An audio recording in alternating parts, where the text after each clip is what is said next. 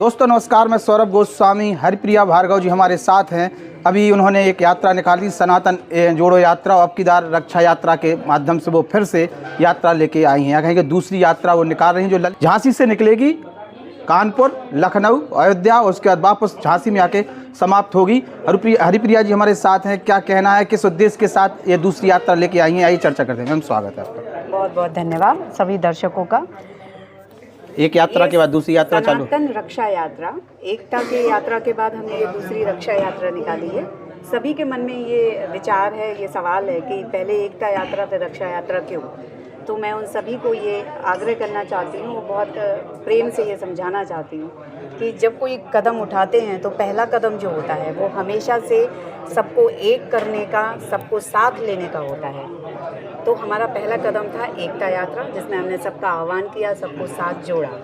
और जब उस एकता यात्रा में हमें लोगों का सहयोग, साधु संतों का सहयोग, आशीर्वाद, प्यार मिला, तब हमें जाके ये एहसास हुआ कि सभी लोग वास्तविकता में एक ही हैं, लेकिन एकजुट होने की ज़रूरत है और मंच पर आने की ज़रूरत है। आप मन से कोई चीज़ सोच रहे हैं लेकिन बोलेंगे नहीं तो दूसरे तक वो बात जाएगी नहीं।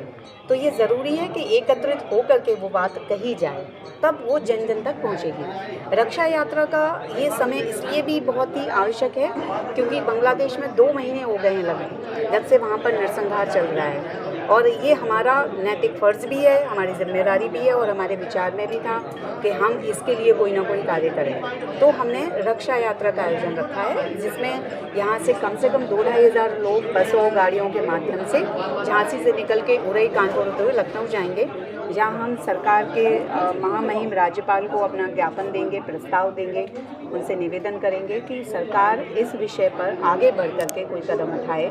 और निश्चित रूप से हमें भरोसा है कि कोई ना कोई कार्रवाई ज़रूर होगी और विश्व स्तर पर हमारी बात जाएगी और समझी भी जाएगी। इसके बाद हम सभी लोग मिलकर अयोध्या जाएंगे, जहां हमने रामलला के दर्शन और मंत्रोच्चार, सामूहिक पूजा का आयोजन रखा है।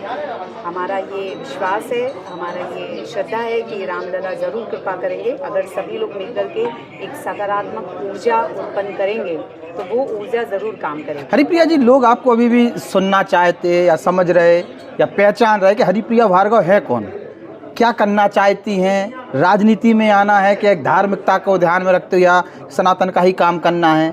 लोग अभी भी वॉच कर रहे हैं और हर स्टेप को आपको वॉच कर रहे हैं। अभी आपने कहा कि हम रक्षा के लिए यात्रा निकाल रहे हैं, लोग पहले से जुड़े थे क्या आपसे?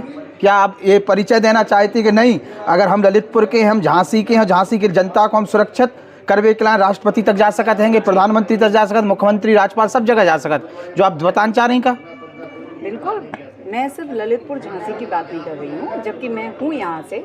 लेकिन मेरा मानना है कि ये जो सनातन सांस्कृतिक संघ है वो सभी सनातनी बहन भाइयों का है, प्रत्येक सनातनी का है। इसमें ना तो मेरा कोई योगदान ज़्यादा है ना आपका कम है, सभी एक साथ हैं, एक साथ जुटे हैं। लेकिन हमारा कोशिश जो है वो केवल सनातन धर्म, भारतीय संस्कृति, सभ्यता, इसको बचाने का और सभी को अवेयर करने का है। सभी एकजुट हो जाएं।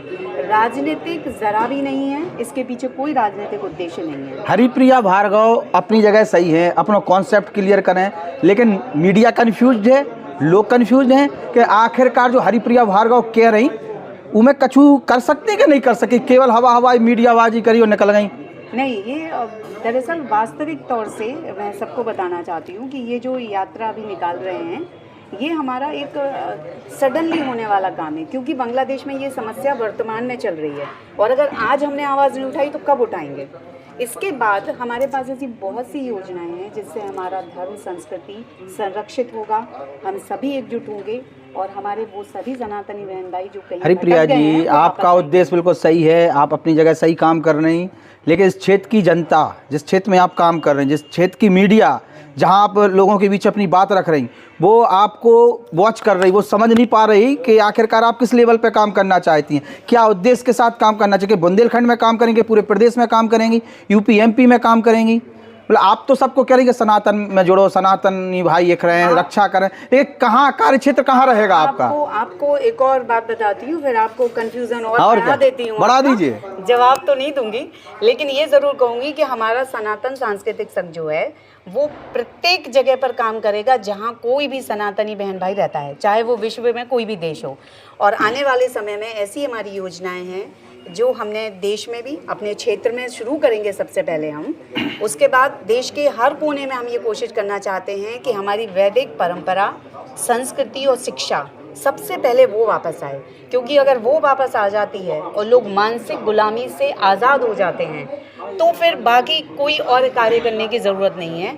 सभी लोग एकजुट हो जाएंगे, हमारी संस्कृति धर्म की रक्षा अपने आप से हो जाएगी। राजनीतिक उद्देश्य है जी, हर बार राजनीतिक उद्देश्य की हम इसलिए बात कर रहे हैं कि चूंकि आप जो का जो ऑरा है। देखिए, मैं आपको कहूँ कि उत्तर प्रदेश जो है वो बदनाम है पूरी दुनिया में इस बात के लिए कि यहाँ कहा जाता है कि यहाँ हर आदमी नेता है, हर घर में नेता है। तो मैं आप सबसे अनुरोध करती हूँ कि नेता ना बने, आप सिर्फ सनातनी बने और मेरी कही बातों पर भरोसा रखें। ये सिर्फ और सिर्फ धार्मिक भारतीय संस्कृति के लिए ही हम कार्य कर रहे हैं। उत्तर प्रदेश बदनाम नहीं है, समाज सेवा करे वाले बदनाम है। जो समाज सेवा में कहूँ पार्षद को चुनाव लड़ जाओ, कोई विधायक को चुनाव लड़ जाओ, कोई अनशन करे उसके बाद नेता बन गए। अरविंद केजरीवाल एक आंदोलन चलाओ, मुख्यमंत्री बन गए। आप गर्व कीजिए, आप ऐसे प्रदेश के नागरिक हैं जो अपने आप में किसी देश से भी बड़ा है। 27 करोड़ से ज़्यादा आबादी है, यहाँ 3 देश बन सकते हैं। तो बताइए, यहाँ तो हलचल रहेगी।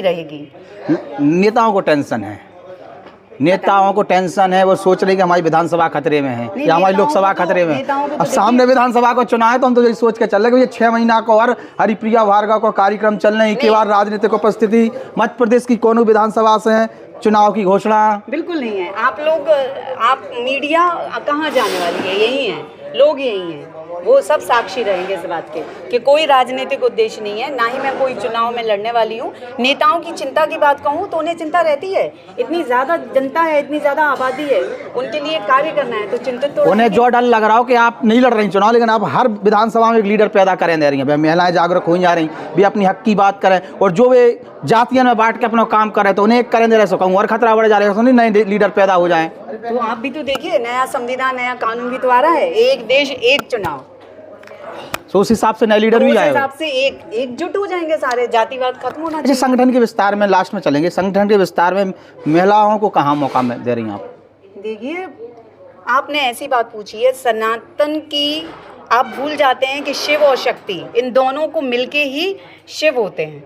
तो हमारा सनातन धर्म जो है केवल एकमात्र धर्म ऐसा है पूरे संसार में, विश्व में, ब्रह्मांड में, जहाँ पे स्त्री को देवी का दर्जा दिया है और देवी की तरह झांसी में इस वीरांगना, मैं बताती हूँ, देवी की तरह पूछते हैं। और आप किसी भी धर्म में बताइए जहाँ कोई भी महिला देवी हो, जिसकी पूजा होती हो, चाहे वो ईसाई हो, मुस्लिम हो, कोई भी धर्म आप ले लीजिए, केवल और केवल सनातन धर्म ऐसा है।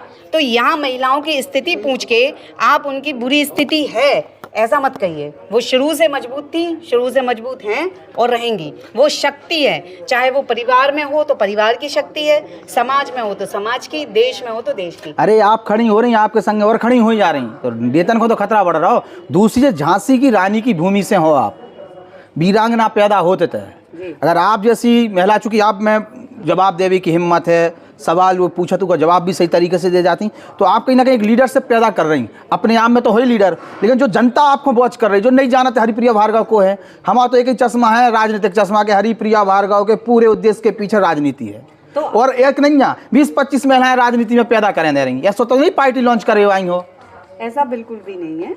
और रही बात महिलाओं को आगे लाने की, तो वो पहले से ही आगे हैं, पहले से ही संगठित हैं। कमी केवल है शिक्षा की, वो अगर सही तरीके से हर महिला को मिलेगी तो निश्चित रूप से हर महिला जिम्मेदारी उठाने के लिए तैयार है, चाहे वो परिवार की हो, देश की हो, समाज की हो।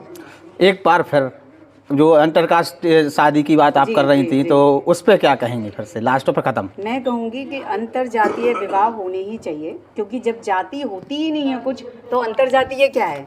कुछ नहीं है। विवाह होना चाहिए और विवाह में दोनों परिवारों की खुशी, सहमति, एकजुटता होनी चाहिए। आज जिस तरह से काफ़ी सारे हमारी युवा पीढ़ी है, जब वो अपनी मर्जी से शादी करते हैं तो उनके परिवार उनका साथ नहीं देते हैं। तो किस वजह से साथ नहीं देते हैं? एक ही कारण है, वो जाति का। आपकी बात बाबा ने सुन ली, वे कह रहे थे कि हम ब्याह करवे तैयार हैं। ये तो बहुत खुशी की बात है। हम सबके मतलब प्रेरणा स्रोत हैं, तो वो अगर करेंगे ऐसा तो समाज और देश और सभी सनातनियों के लिए उदाहरण होगा।